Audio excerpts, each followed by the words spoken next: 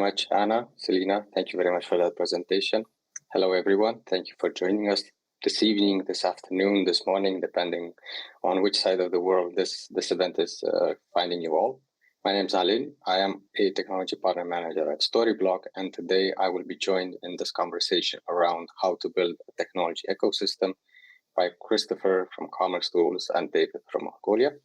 And I'll give the gentlemen a chance to introduce themselves, talk about their experience within the field, and then we'll jump to the actual conversation around the ecosystem, the tech ecosystem, how to build it, and what to be aware of, what are the challenges, and what are the benefits of building one.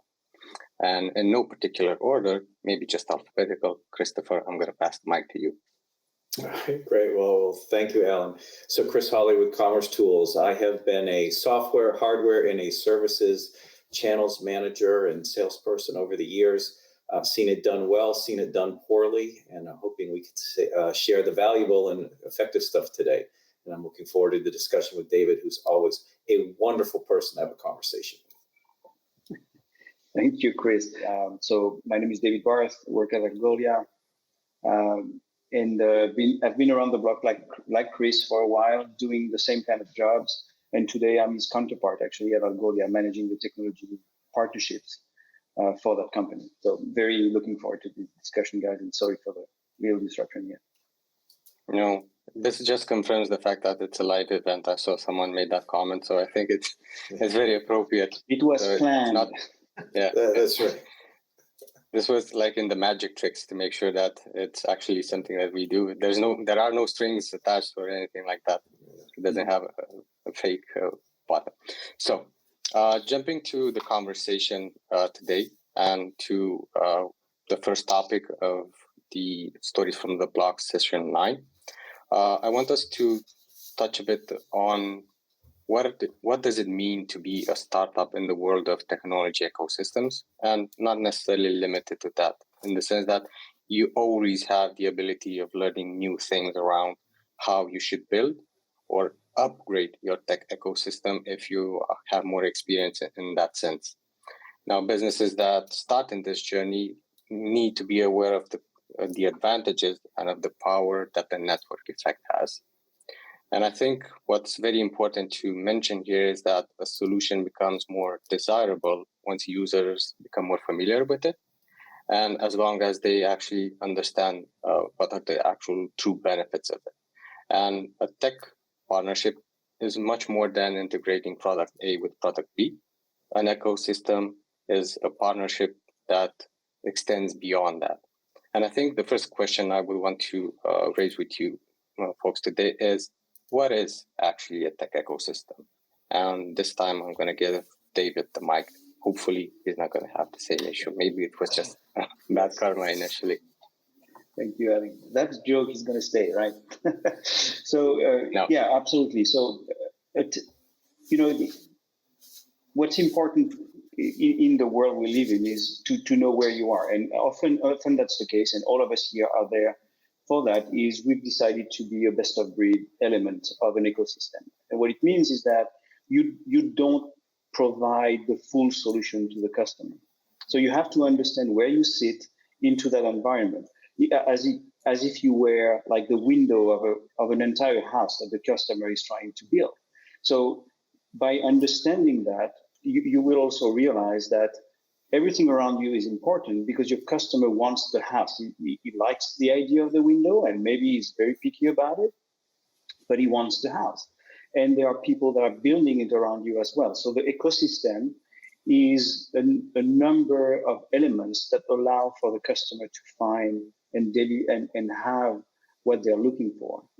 And across the pond, there are those monolith guys that are doing everything, and they're telling your customer that it's important to work with them because they can do everything. So you're not going to be able to respond to that. So you need friends to go against that and work with it. So the tech ecosystem is who are your friends that can help you build the solution for the customer that the customer is looking for. Thank you very much for that. Christopher? What's your and so I build on that with, specialists beat generalists all the time. And, ecosystems have been around since the first MS-DOS shipped with the first, PC. We saw it in Wintel. Something as simple as the old Computer Shopper magazine that you could buy at the bookstore. And then what we saw was, as David mentioned, the bundling. So you go through these, just different evolutions of tech. In the 1990s, you started with these specialty systems integrators with the arrival of 3-tier client server enterprise applications. And so you just get these natural, grouping or clusters of product and services in particular industries or in particular geos. And to David's point, nobody can do it all by themselves. And so what you'll find is, as we went from proprietary operating systems to open source and community type stuff, we're moving that way with this next generation of composable commerce. There is no suite that does the 11 or 12 things that you need to run a modern e-commerce site. There aren't anybody who does 5 well. We all do 1 or 2 things extraordinarily well. And by working together, and the whole idea of open standards and a community certification like the MACH Alliance is a way that we get there, leveraging each other's strengths and building a dynamic, growing environment. What we would hope to have is in any of the 8 or 9 subcategories of e-commerce software, you want 3 to 5 active vendors in there with different price points, different value propositions, different approaches. That just grows this ecosystem of very healthy, innovative vendors, and collectively we all work together and grow our composable commerce world. That seems a very accurate and complete answer from the both of you. What I would maybe want to add, and this is not necessarily because our audience is does not understand what the concept of a tech ecosystem means, but I want to maybe take a step outside of the whole idea of tech and just focus on the word ecosystem, which probably is much more familiar because it's associated with living organisms, but in a way very familiar to what a tech ecosystem does, in the sense that with living organisms, you have like this network of complex and interconnected components that collaborate to build relationships, to create communities where they can get what they need, so security, food, shelter, support of any kind. But at the same time, it's very, very similar to what we see in the world of technology ecosystems.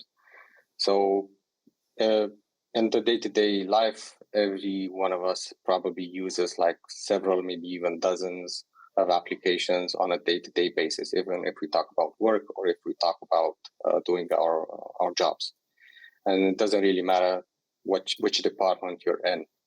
That's very much related to what you were saying, Krista, and you, David, as well, the fact that there's no one solution that can provide everything. And one of the reasons why I think we call it an ecosystem as to, opposed to just a collection of apps or an app stack, for example, is because it describes what I was saying a bit earlier when I was referring to living organisms. They need to interact with each other to make sure that they deliver an experience. But we've defined what a tech ecosystem means. Now, what is it composed of? What is the makeup of a tech ecosystem? And maybe I'm going to want you, Chris, to go first this time and give us your opinion on it. Yeah, sure. So, it's a couple of things, and it really gets down to there's an environment that all of this executes in. So in 2022, we're talking about cloud environments. And so you've got AWS, you have Google, you have Azure. Those tend to be, if you will, solar systems. And solar systems have planets and gravitational attraction. And so you've got the deployment environment. And I'm speaking to you as a software guy most of my life. Software vendors pick which of these galaxies they're going to play in. Some play in all, some choose a single one. So you've got that deployment environment. Then there's the people factor. We're automating more and more of the lower level routine stuff through technology, but you still have to put it together. It takes a skilled person who can take the technological reality, and then the business needs, put everybody at the table, have that conversation, and then be able to implement that. And that's very important. And then the last piece is the actual technology providers. You have content management, you have search, you have promotions, you have personalization, all of these type of things. They're an equal piece. Not that everyone needs all 10 or 11 subcategories of capabilities, but there's a core group of 3 to 5, depending on where you are in industry and your approach, that you need. So it's that combination, and it varies. Some are strong geo in specific geos, others are global. Some are very specific to an industry, and other what we call horizontal, and they can plug into anyone. So it's that piece, and it has evolved over time. Sometimes there's been less focus on the provisioning environment and more on the people. Maybe we're in a position now where, because of the cloud, there's a little more focus on the software piece of it. So it's like your organism example. Sometimes it's fat, sometimes it's thin, sometimes it's warm, sometimes it's cold. And I think you just see that in the people, the deployment, and then the actual capabilities. David, I'm sure Yeah, you I have love something to add. I do. I love what Chris is saying on that stack, and the fact that you have to pay attention to it. Another thing that we tend to be very aware of is to look at it from a sales and commerce perspective as well, right? An ecosystem, of course, there's the importance of the tech stack and where you fit, who you plug in with, and who will actually drive business for you, who will get business from you.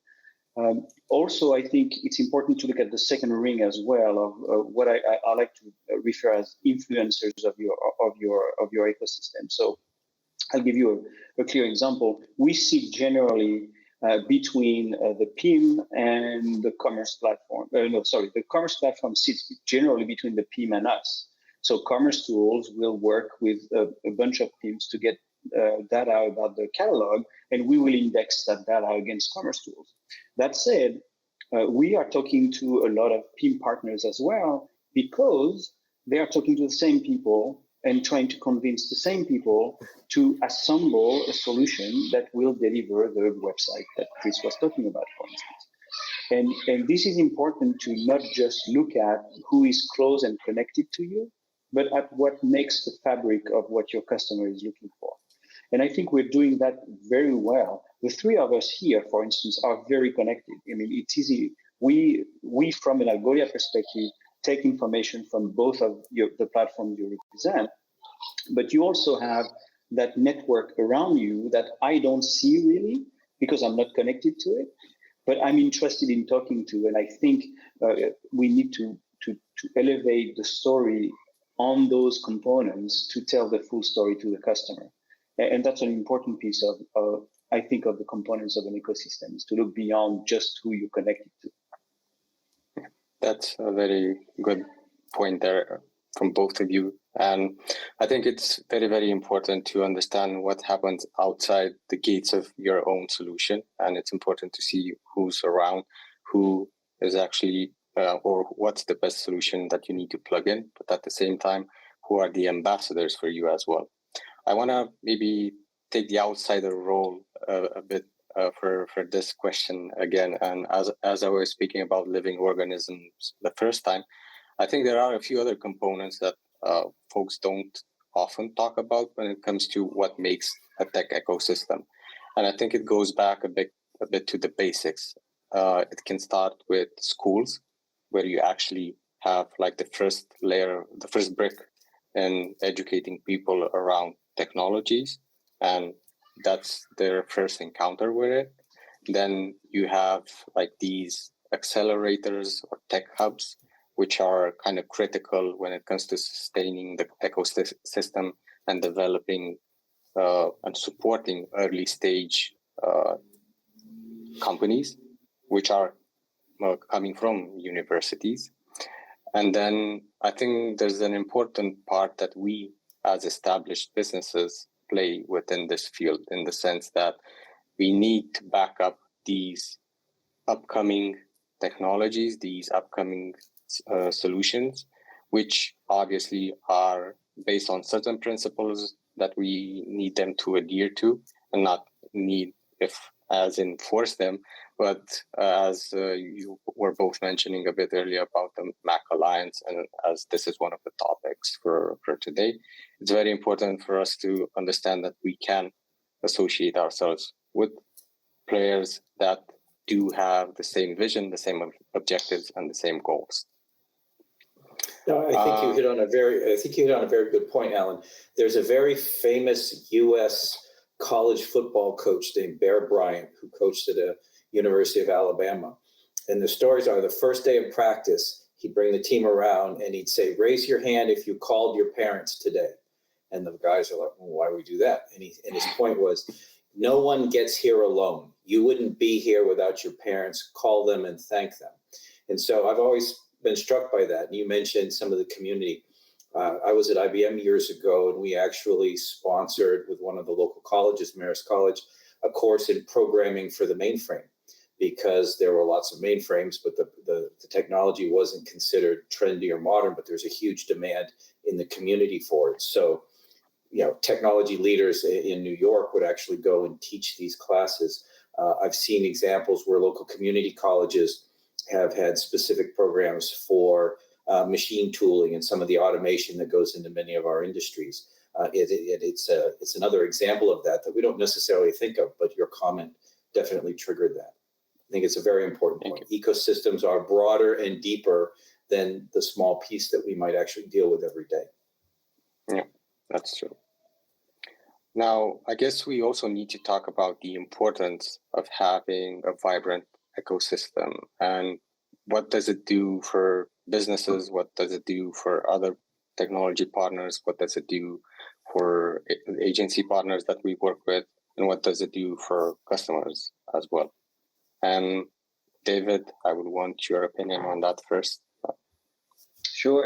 Yeah. So innovation is something that's obviously driven by a vibrant ecosystem, because we are all pushing one another, trying to bring more innovation in our sphere. And the sum of all the innovation we bring is bigger than anybody who would have to do all of it on its own. And I think the example of the MACH Alliance, which we are also a part of, and we are very excited about this alliance, because it brings that. I mean, it's an environment where even competitors can talk to one another and try to understand how to make the playing field more attractive to everybody, and make sure that it serves the customer. So innovation is clearly something that is going to bring to our customers. The other thing that we're paying a lot of attention to is the ecosystem of SIs and agencies that are tasked by their customers to actually implement solutions that work.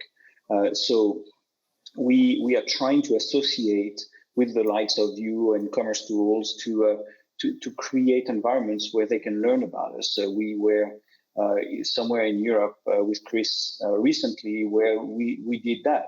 commercetools was hosting a partner summit for all its community. And it was a great moment for us to galvanize, in a way, all these service partners that are day in and day out delivering solutions to the customers.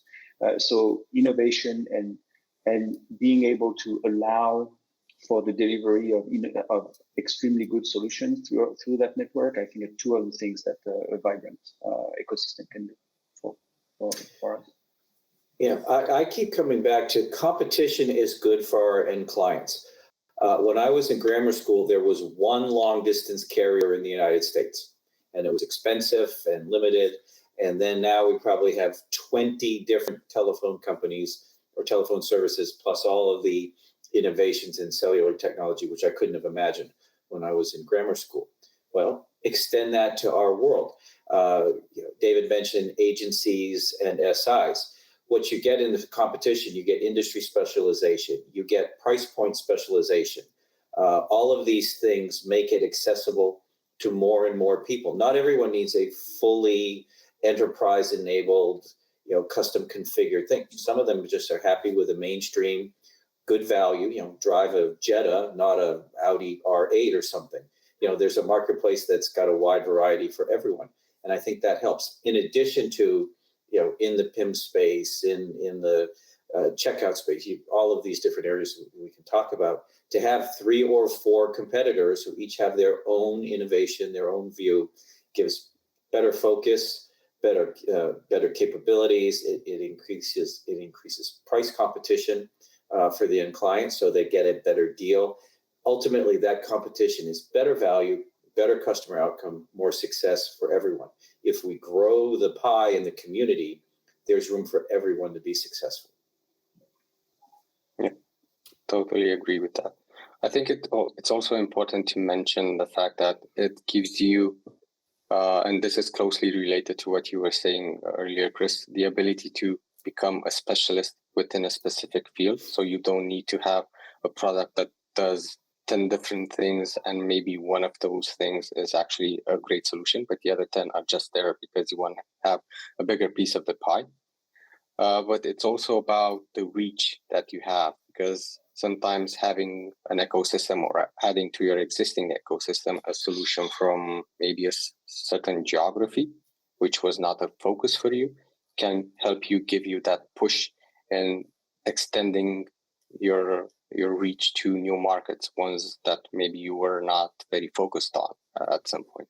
So you need to have friends, local friends. It's better when you go to visit a specific city, for example, to take a tour with a local person, rather than, something which is an actual business that only wants to make money out of this.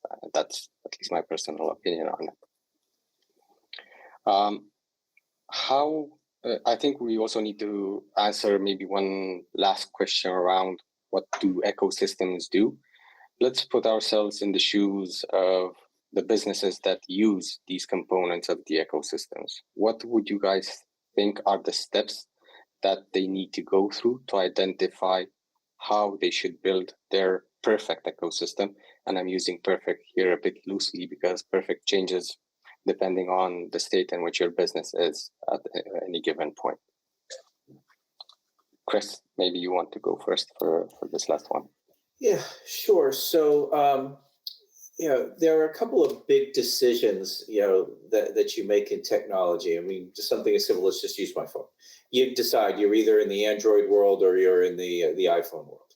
There are those big decisions. And, there are pluses and minuses. You choose a database, you choose an e-commerce provider. There are 15 e-commerce providers in the marketplace. And so, skills, availability of SIs, specific packages for your industry, you have to make a first decision based on that. But then once you get into that subset of folks, ultimately what it means is it gives you more predictability, security, and positive outcomes, because you look for things like partners who are certified with the skills. So all of the software companies have some type of certification and skill training.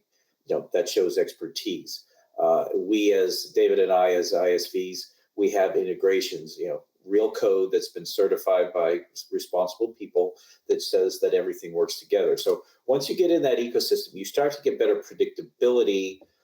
There's a confidence and security with a group of successful people. You get references, you get recruitment skill sets, things like that. So I would say it gets predictability and security is the value of the network, plus choice and competitiveness and all that kind of stuff. But clearly it's security and predictability, I would say. Yeah, definitely. And I'll add to that there's a couple of things that I think are really important when you're starting to build a technology partnership like this. Is align with your ideal customer profile. Try to find people that are aligned to that. If you at Algolia, for instance, we really started with the developer and worked with the developer a lot. So our technology partnership strategy was very focused on that. Now, after 5 or 6 years, we started to go up into the enterprise, and it has to change completely. Suddenly, we have to talk to folks like commercetools because that's where they work, and we have to understand how how to express the value we bring to the customers together with them. So the last point I make is build a team of storytellers. To me, partner account manager or technical account manager or lead, whatever you want to call them, need to be good storytellers. They need to tell stories to your company, to your sellers. How do you sell into an environment that has that stack? You have to tell that story. You have to tell the story to the partners of your partners. You have to tell the story to your partners. You have to tell the story to the world, and you have to tell the story to the customers themselves. Because when the customer is asking commercetools, who do you integrate with well for search, they don't really ask about how it works day to day. They ask about, do you work well with that partner? Because we're going to have you guys work together for us. So we need to make sure that we are not bringing people that can't work with one another into the field. So all of those are stories that you have to build and express. And don't chew too much. Don't try to bite too much, because you're going to never deliver anything. So that would be my advice for the end. Yeah, David just hit on something. I think it's called the paradox of choice, in that you have dozens or hundreds of customizations, and it just confuses people to paralysis. So one of the very valuable things about an ecosystem is actually it kind of limits your options to a smaller number of more well-defined. So people don't need more choices. They need fewer choices, better positioned for them. And I think you get that benefit. A healthy ecosystem doesn't say, here's everything, take your pick. It comes back and says, our expertise, our specialization in here says there are, A, B, or C option. Pick from 3, not from 23. I think that's a very important piece as well. And that tends to these natural clusters of technology. So we're all MACH certified partners here that we're talking about. We share the same approach to technology. We're more likely to work together, effectively than alternate technology A or legacy technology B. So these natural clusters, they don't just happen. I mean, it's a lot of work between people to find these commonalities and make sure everything functions well. But that's a big part of the ecosystem, is that rationalization of the paradox of choice. Your example, Chris, actually reminded me about something that I've learned probably around 15 years ago. I went to a workshop once, and the guy used a very good example, and he made an analogy similar to yours. If you go back home, you're hungry, you open the fridge, it's full of food, you're probably going to say, I'm just going to order in because I don't like anything that I have in the fridge. But at the same time, if you only have like 1 or 2 options, then you're probably going to end up eating what you have in the fridge. So I guess it's the same with picking the best technologies for you. What I wanted to add from my perspective was that businesses rarely, if not never, they don't start from zero when it comes to what they have in their current tech portfolio. So they usually have a few technologies implemented there.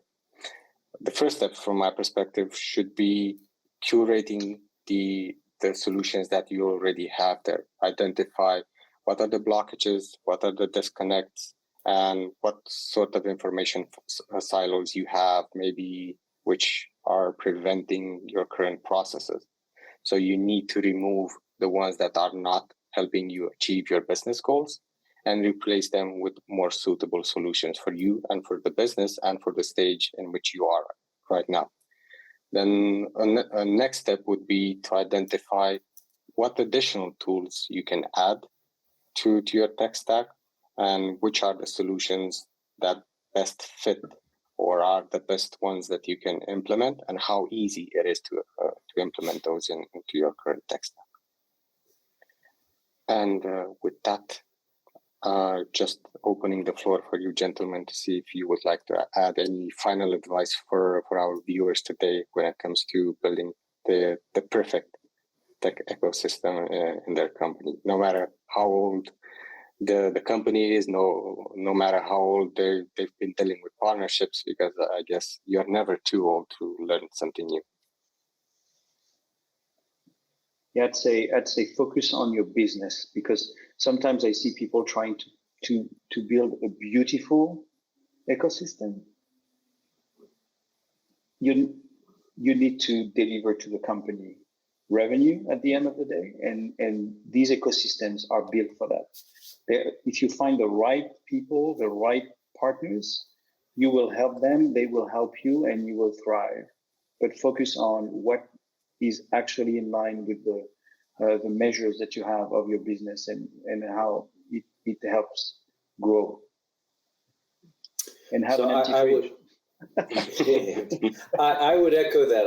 Years ago, I worked in a middleware business that was super cutting edge technology at the time, and it never failed. Everybody fell in love with the tech, and I'm not a tech guy. I'm a business guy, and I like to say, fall in love with the business value of the technology for your end client. That's the focus, to echo on what David said.